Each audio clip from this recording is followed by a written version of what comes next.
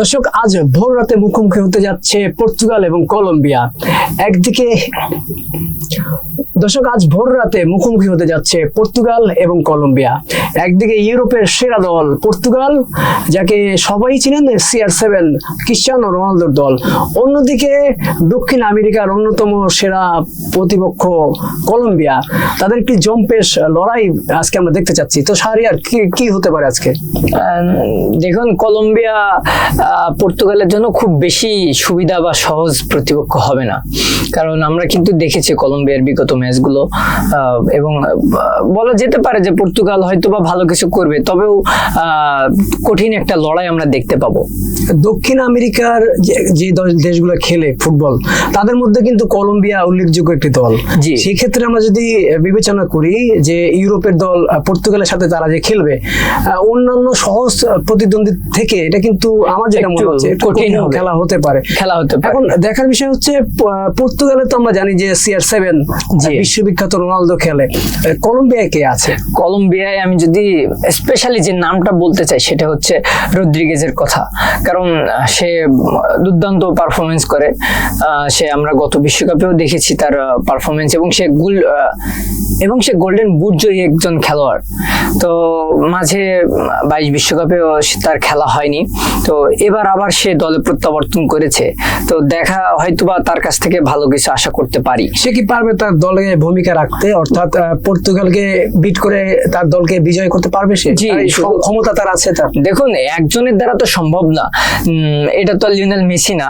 তো পর্তুগালের কাছ থেকে, কলম্বিয়ার কাছ থেকে ভালো কিছু আশা করে। যেমন তরুণ যে খেলোয়াড় লুইস ডিয়াস, অসাধারণ একজন প্লেয়ার, যে রদ্রিগেজ আছে। তো সবাই মিলে হয়তোবা পর্তুগালের জন্য কঠিন একটি চ্যালেঞ্জ হয়ে দাঁড়াবে কলম্বিয়া।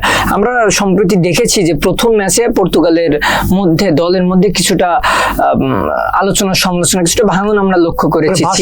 ভারসাম্যহীনতা ছিল CR7 কে নিয়ে, কিন্তু দ্বিতীয় ম্যাচে এসে সেটা পুরোটা পূর্ণ হয়ে গেছে এবং দুর্দান্ত একটি পারফরমেন্স আমরা কিন্তু দেখেছি।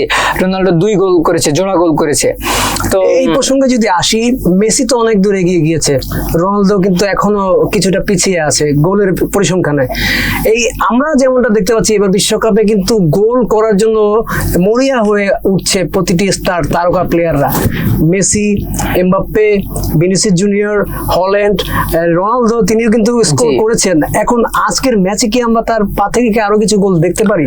দেখুন, মেসিকে তার সতীর্থরা যতটা সহযোগিতা করে আমরা দেখেছি বা আশা করা যায়, মনে করি যে রোনালদো এতটা সহযোগিতা পান না তার সতীর্থদের কাছ থেকে। এটা একটা বড় চ্যালেঞ্জ, মানে CR7 এর নিজের প্রতি একটা চ্যালেঞ্জ এটা, যে মেসি সতীর্থরা মেসিকে দিয়ে গোল করাচ্ছে, কিন্তু রোনালদো সতীর্থরা যেন তাকে পাস দিতেই চাচ্ছে না। এটা আমরা দেখেছি প্রথম ম্যাচে এমন হয়েছে, তবে দ্বিতীয় ম্যাচে এটা সমালোচনা হওয়ার পর কিছুটা আমরা দেখেছি তাকে সহযোগিতা করছে। তবে একটা বিষয় যেমনটা আমরা দেখেছি, বিশেষ করে পর্তুগালের যে একটি দল, সেখানে প্রতিটি প্লেয়ারই কিন্তু চায় যে আমি নিজে স্কোর করব। কারণ তারও একটা কারণ আছে, কারণ পর্তুগালের পজিশনে যে প্লেয়ার গুলো আছে, যেমন মিডফিল্ডে আমি যদি বলি ভিতিনিয়া, ব্রুনো ফার্নান্দেজ, তারপরে জাও নেভেস বা রাফায়েলা, যারা আছে সবাই কিন্তু নিজের জায়গায় সেরা একজন করে প্লেয়ার। যেমন আরো আরেকজনকে বলতে হয় সিলভা, এরা কিন্তু নিজের জায়গায় সব থেকে বেস্ট একজন, ওয়ার্ল্ডের বেস্ট খেলোয়াড়। এই কারণে কিন্তু তারা ইউরোপ যে শিরোপা কিন্তু জয় করে। জি। তো হয়তোবা তারা নিজেদের মধ্যে একটা ধারণ করে যে আমি তো বিশ্বসেরা একজন খেলোয়াড়, আমি তাহলে কেন আরেকজনকে পাস দিতে যাব, আমি নিজেই গোল দেব, প্রবণতা থাকে। জি, যেমন দেখেছেন যে লাস্ট ম্যাচে যে মেন্ডিস যে গোলটা করলো ফ্রি কিক থেকে, অসাধারণ একটি ক্রিয়েটিভিটি ওখানে দেখেছি। যে রোনালদোকে ইশারা দিল, সবাই ভাবছে চলে গেল। জি হ্যাঁ, আমি একটু সবাই ভাবছে যে আমি শুনতেছি, একটু যুক্ত করি, আমি মনে পড়ে গেল যেহেতু এই যে ফ্রি কিকটার যে একটা কম্বিনেশন, তারকা খেলোয়াড়দের যে একটা মাইন্ড সেটআপ, সেটা কিন্তু বহিঃপ্রকাশ এই ফ্রি কিক। যে ফ্রি কিকটাতে জি সবাই ভাবছে যে CR7 শটটি নিবে, কিন্তু পরবর্তীতে দেখা গেল শটটি মেন্ডিস নিয়েছে। এরকম কিন্তু টিম কম্বিনেশনে দুর্দান্ত করেছে দ্বিতীয় ম্যাচে।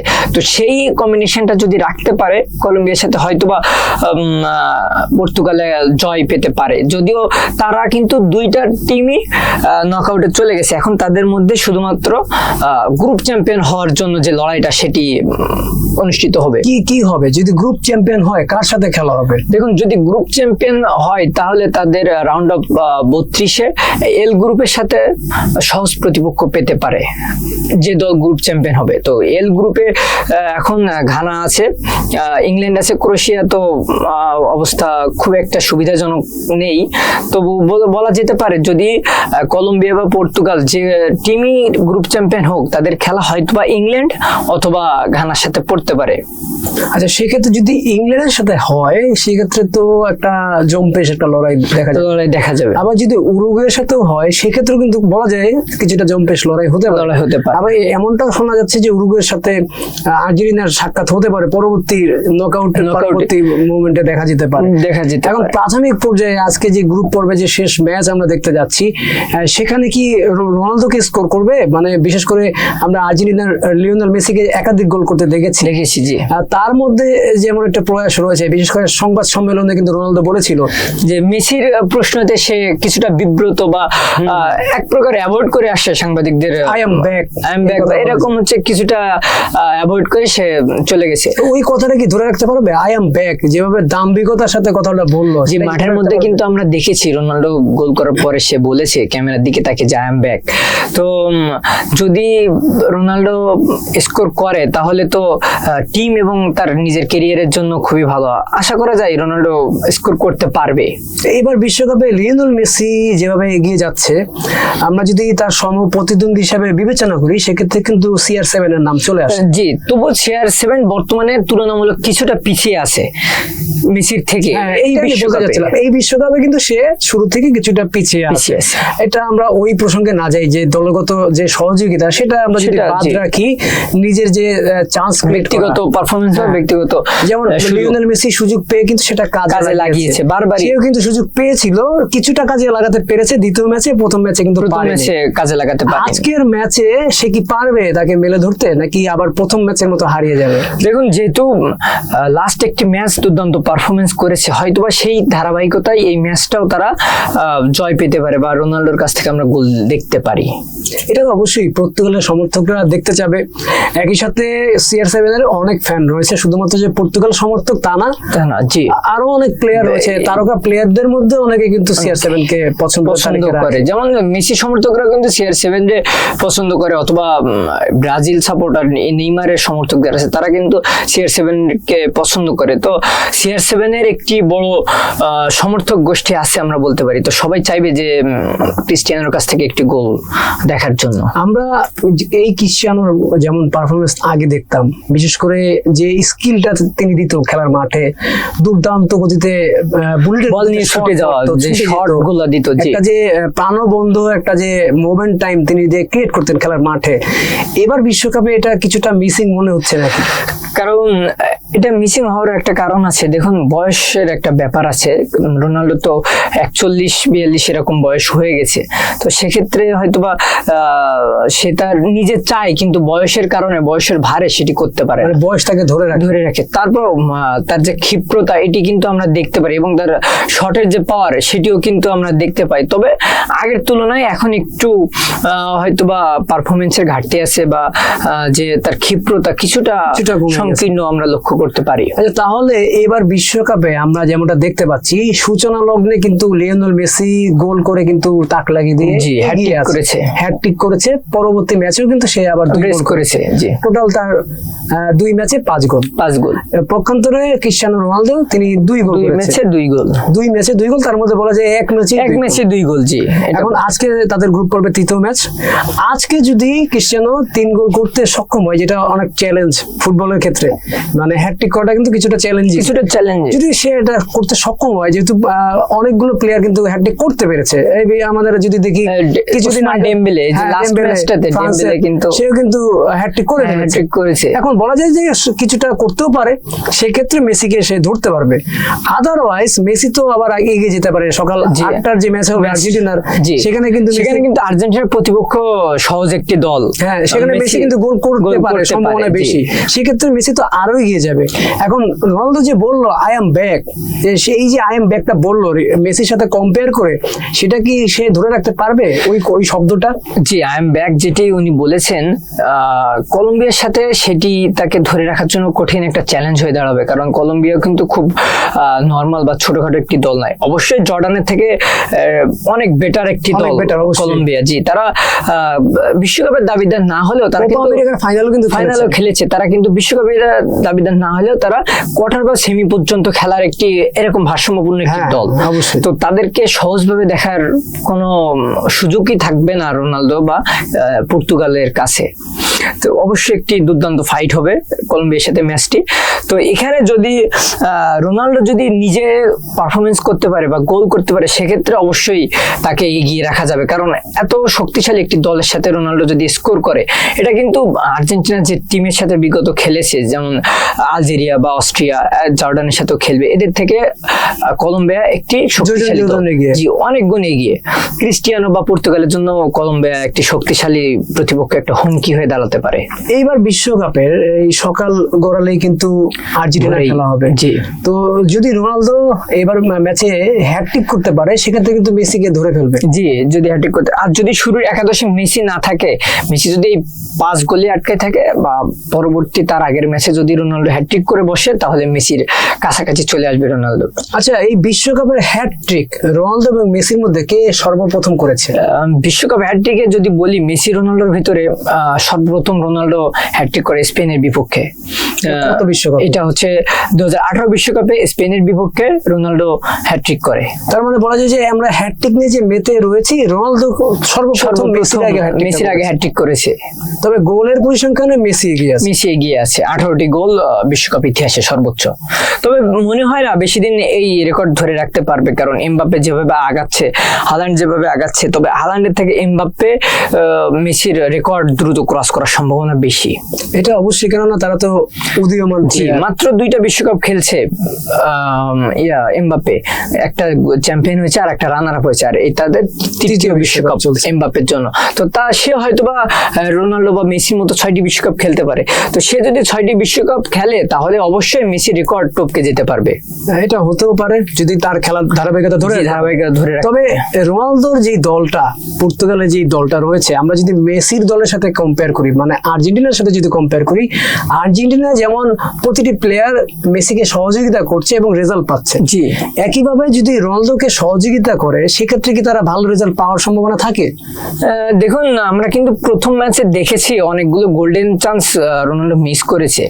তো সেক্ষেত্রে দ্বিতীয় ম্যাচে এসে আবার সে কিন্তু দুর্দান্ত করেছে, একটি বা 2টি বল মিস করলেও 2টি অসাধারণ গোল করেছে। তো যদি এই ম্যাচেও ওইভাবে ফিনিশিংটা করতে পারে এবং সতীর্থদের সমর্থন বা সাপোর্ট পাই, তো সহযোগিতা পায়, তাহলে অবশ্যই রোনালদো আবারও স্কোর করবে।